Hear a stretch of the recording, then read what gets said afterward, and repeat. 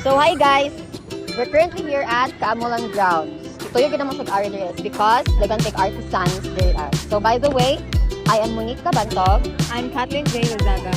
I'm Kyla Mabale. And karon atong buhaton is Manitag Artisans! So hi guys, karon ato diri sa stall. Kanya mosulod na ta.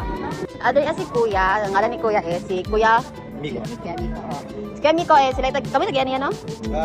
Akong parents.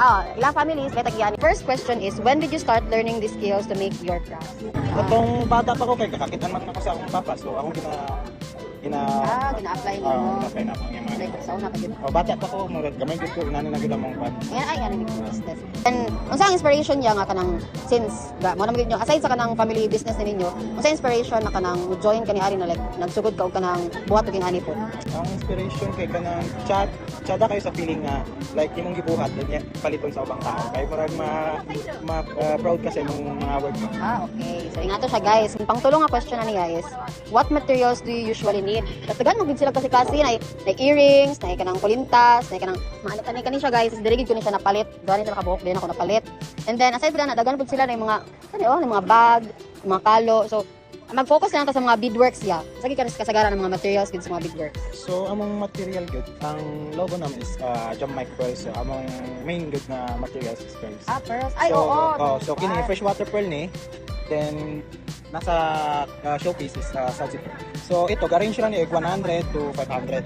So, paano? So medyo pangmasa ang price din.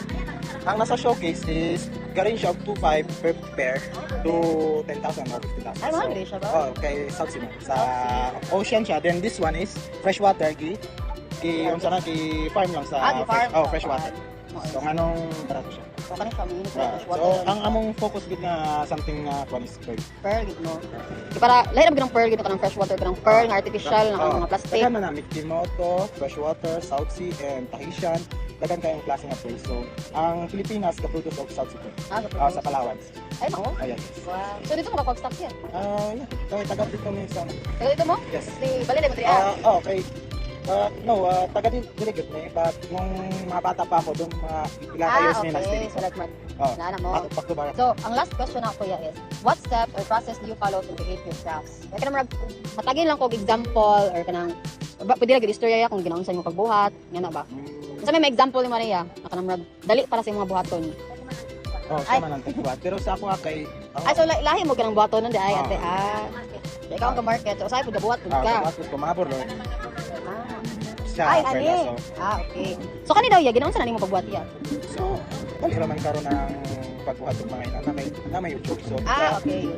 Atong practice lang then tanaw ng mga error then maturo-turohon lang. Until sa ma-learn mo unsa skills. So, napaka skills yan kanang na-learn lang nimo kanang on your own kamahagi sa YouTube. Yeah. Kanang ginadugangan lang nako sa mga murag creativity sa akong.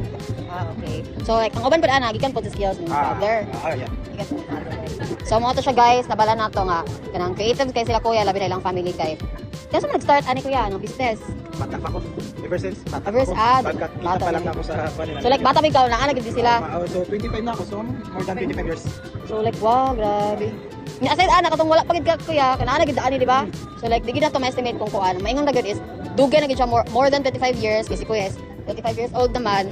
Yeah, mo gid na tong maingon niya ilahaning business ever since. And maka-proud siya kay kanang di ba nga nakabasa-basa nga kanang dugay ang sa kanegosyo grabe nga nakadugay di ba? So family murag pasa-pasan siguro. Okay, pasa-pasa. So, more to guys, itong interview ka Kuya Miko yan, Bye. Thank you.